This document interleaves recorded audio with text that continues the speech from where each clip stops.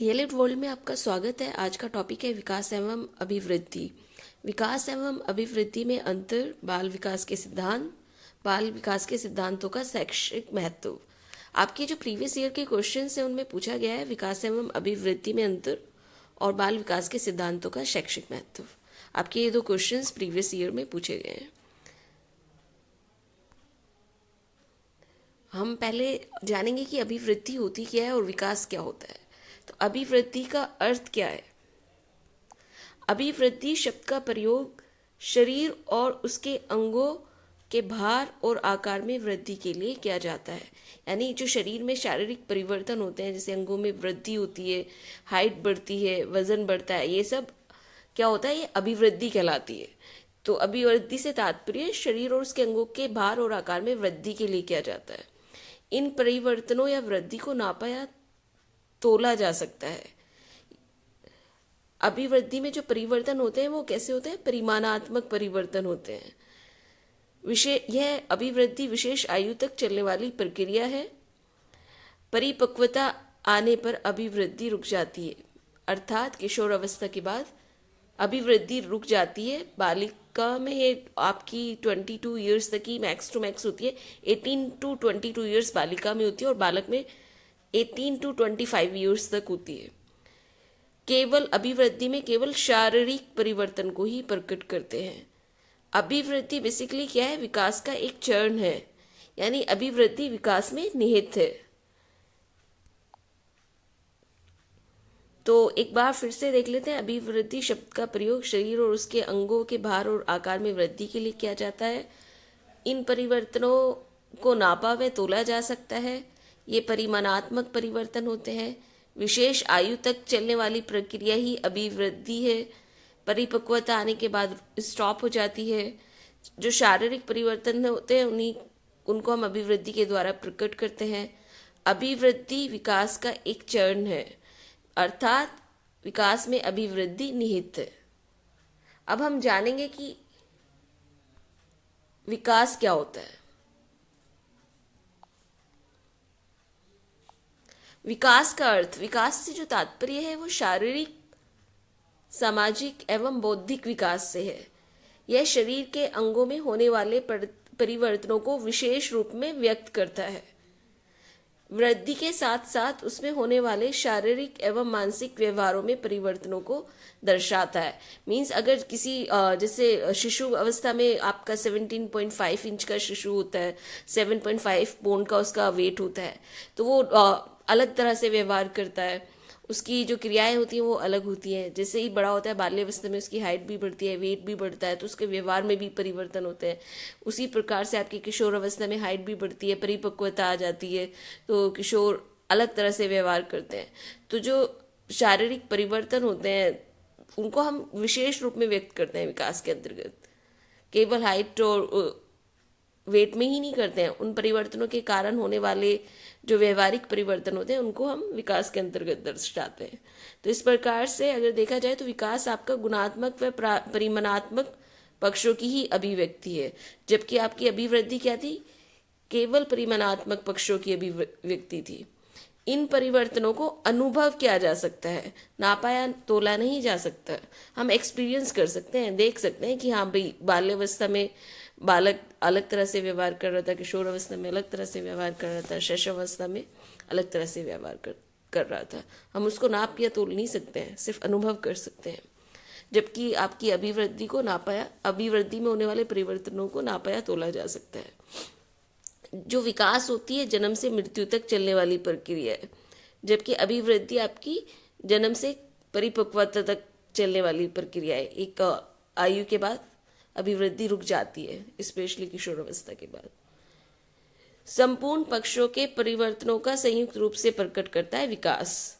उसमें सारे पक्ष आ जाते हैं, आपके शारीरिक, मानसिक, सामाजिक, भाषात्मक, नैतिक, चारित्रिक, जितने भी परिवर्तन होते हैं ना हर अवस्थाओं में, वो सभी को संयुक्त रूप से प्रकट करता है विकास। विकास में वृद्धि भी सम्मिलित है, मीन्स अभिवृद्धि सम्मिलित है। हमने अभिवृद्धि को क्या कहा था? अभिवृद्धि विकास का एक चरण है। इट मीन्स कि विकास में अभिवृद्धि भी सम्मिलित है, निहित है।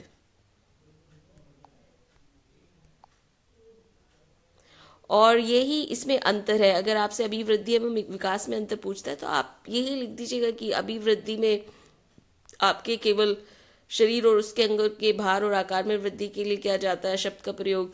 इन परिवर्तनों या वृद्धि को नापा व तोला जा सकता है।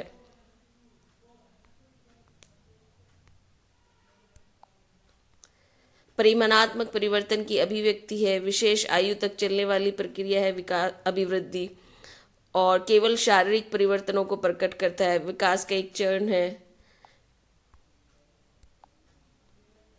विकास अगर देखा जाए, विकास से तात्पर्य शारीरिक, सामाजिक एवं बौद्धिक विकास से है। शरीर के अंगों में होने वाले परिवर्तनों को विशेष रूप में व्यक्त करता है। परिवर्तनों को अनुभव किया जा सकता है, नापा या तोला नहीं जा सकता। गुणात्मक व परिमाणात्मक पक्षों की अभिव्यक्ति विकास है।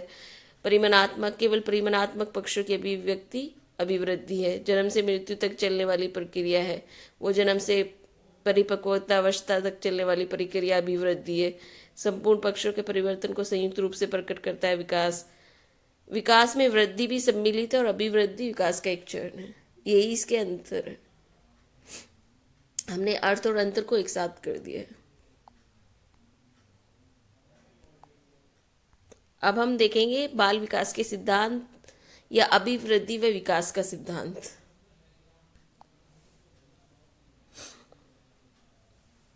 अभिवृद्धि या विकास निरंतर होता है। जब होता है, अगर शैशवावस्था से किशोरावस्था तक अगर अभिवृद्धि को देखते हैं तो वो लगातार होती है, कहीं रुकती ही नहीं है।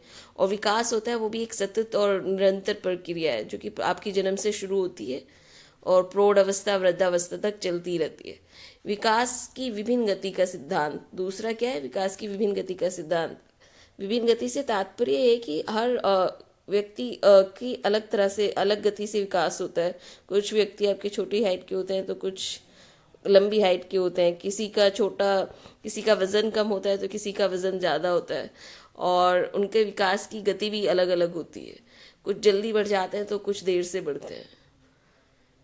विकास क्रम का सिद्धांत, क्योंकि जो विकास होता है क्रमिक होता है। परिवर्तन जितने भी होते हैं वो क्रमिक होते हैं।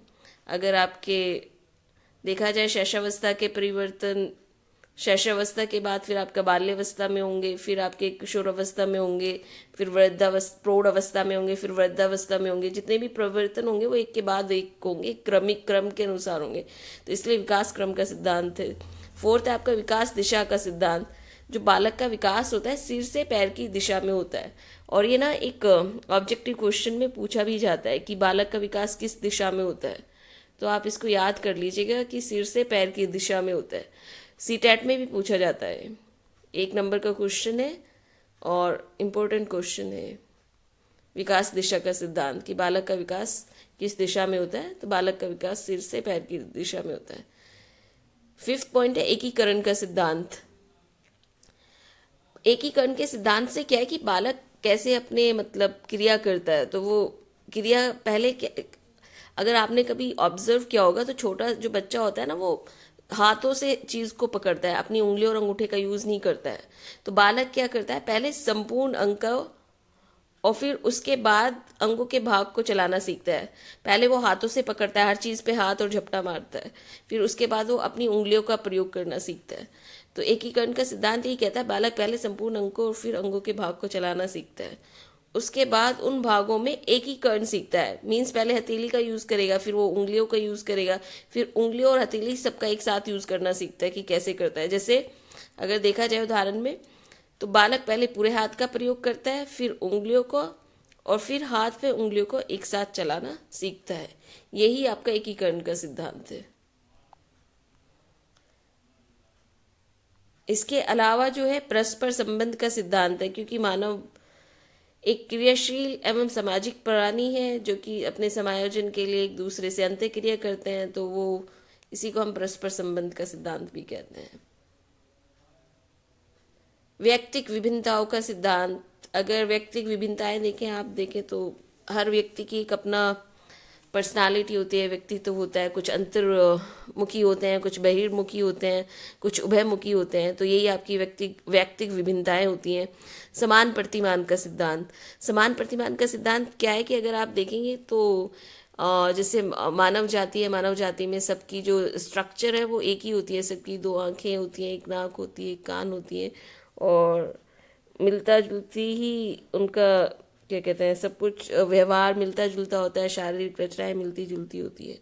इसी तरह से जंतु और प्राणी जाति हैं, पक्षी जाति हैं, तो इन सब में समान प्रतिमान होते हैं।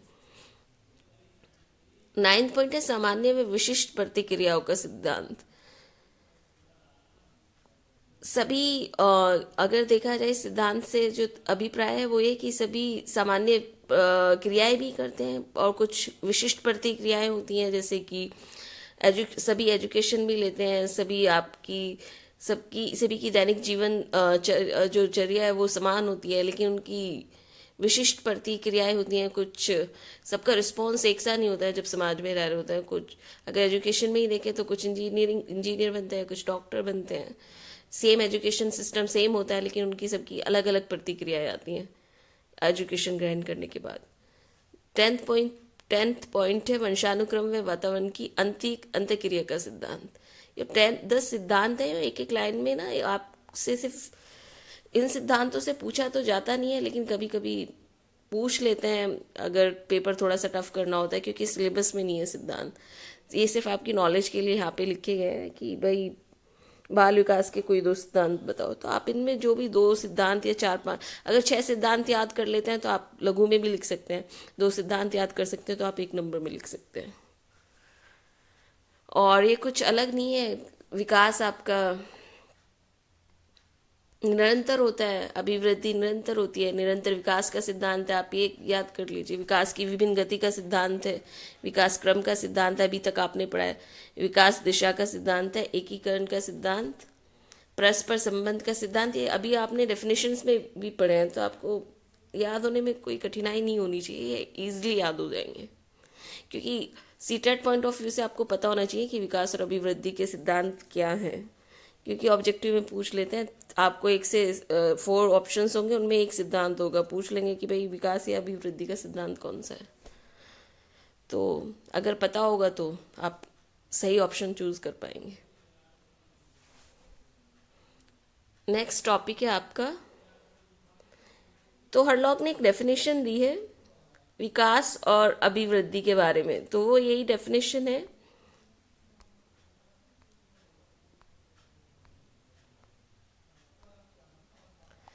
कि विकास अभिवृद्धि तक ही सीमित नहीं है। अब आपको पता हो गया होगा कि विकास क्या है और अभिवृद्धि क्या है। एक्चुअली अभिवृद्धि तो विकास में निहित है, अभिवृद्धि विकास का एक चरण है। जबकि विकास क्या है, बालक में होने वाले शारीरिक और मानसिक परिवर्तनों को विशेष रूप में व्यक्त करता है। अभिवृद्धि को नापा व तोला जा सकता है,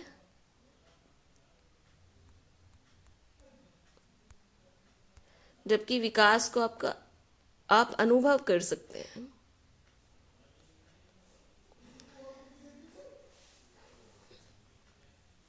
तो हरलोक ने कहा भाई विकास अभिवृद्धि तक ही सीमित नहीं है, इसके बजाय इसमें प्रौढ़ अवस्था के लक्ष्य की ओर परिवर्तनों का प्रगतिशील क्रम निहित रहता है।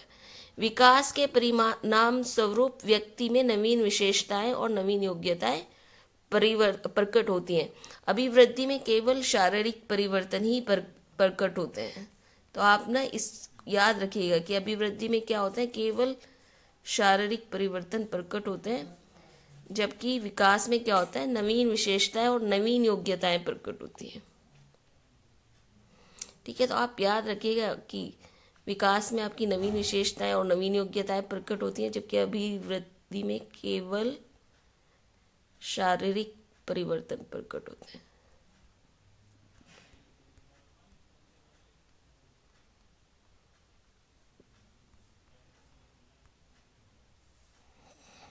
तो यहां से आपको 2 पॉइंट और मिल जाते हैं।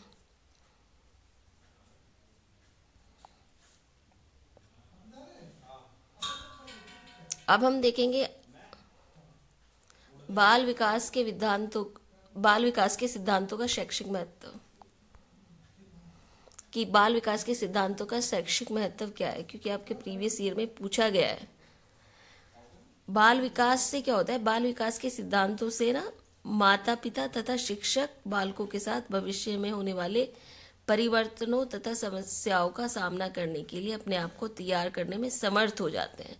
अगर वो बालक के बारे में जान जाएंगे कि बालक हर अवस्था में अलग तरह से व्यवहार करता है, तो आने वाले जो चैलेंजेस होंगी, समस्याएं होंगी, वो उन सबको ना फेस करने के लिए अपने आप को तैयार कर लेंगे। वृद्धि तथा विकास की गति सभी बालकों में एक समान नहीं होती है। जैसे हमने बताया कि भाई अभी बताया था कि बालकों में जो वृद्धि और विकास होता है वो एक गति से नहीं होता है, वो अलग अलग होता है। जैसे किसी की हाइट कम रह जाती है तो किसी की ज़्यादा बढ़ती है, किसी का वज़न ज़्यादा बढ़ता है तो किसी का कम बढ़ता है। तो सबकी गति अलग अलग है। कुछ बच्चे जड़ बुद्धि होते हैं तो कुछ ज़्यादा ही काफ़ी इंटेलिजेंट होते हैं, जीनियस होते हैं, तो उनकी सीखने की भी गति अलग होती है। तो वृद्धि तथा विकास की गति से भी बालकों में एक समान नहीं होती। अतः बालकों के वृद्धि एवं विकास के समान व्यक्तिगत अंतर को ध्यान में रखना अत्यंत आवश्यक है। कि आप एक्सपेक्टेशन ना करें कि अगर एक बच्चा को इंजीनियर बनना है या एक बच्चे को डॉक्टर बनना है तो आप, या किसी को क्रिकेटर बनना है तो आप सबसे एक्सपेक्टेशन एक सी नहीं रख सकते, क्योंकि उनकी गति और विकास की गति सबकी अलग अलग है और रुचि और अभिरुचियां भी सबकी अलग अलग होती हैं। तो आपको उन सब पक्षों का ध्यान में रखना है। वृद्धि तथा विकास के विभिन्न पहलू जैसे शारीरिक, मानसिक तथा सामाजिक विकास आदि परस्पर संबंधित होते हैं। इसलिए बच्चों के सर्वांगीण विकास पर ध्यान देने की प्रेरणा मिलती है।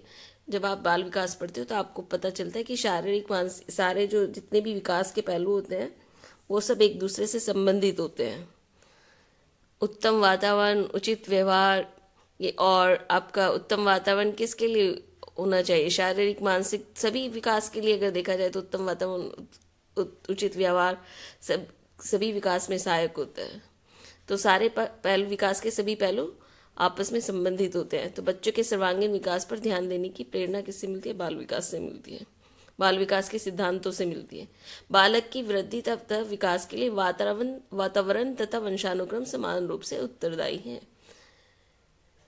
तो ये 4 पॉइंट्स हैं जो आप याद कर लीजिए। 2 नंबर में क्वेश्चन पूछा गया था आपकी प्रीवियस ईयर में कि बाल विकास के सिद्धांतों का शैक्षिक महत्व क्या है। तो यही है आपका शैक्षिक महत्व कि पहला तो ये बाल विकास से माता पिता तथा शिक्षकों को बालकों के साथ भविष्य में होने वाले परिवर्तनों व समस्याओं को सामना, यानी माता पिता अपने आप और जो पेरेंट्स और टीचर होंगे ना वो अपने आप को तैयार पाएंगे जब बाल विकास के सिद्धांत उन्हें पता होंगे कि हमें कैसे चैलेंजेस को फेस करना है।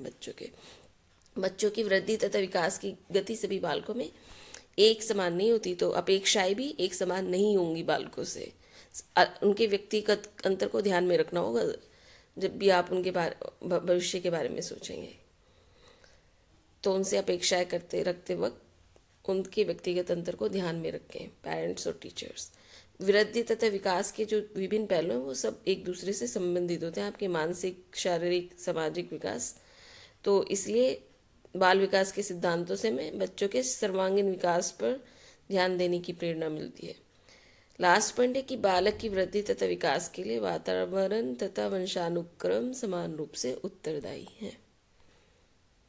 आज की वीडियो में इतना ही। नेक्स्ट वीडियो हमारी होगी बाल विकास की अवस्थाएं। अगर वीडियो आपको अच्छी लगती है तो प्लीज़ लाइक और सब्सक्राइब कीजिए। शुक्रिया।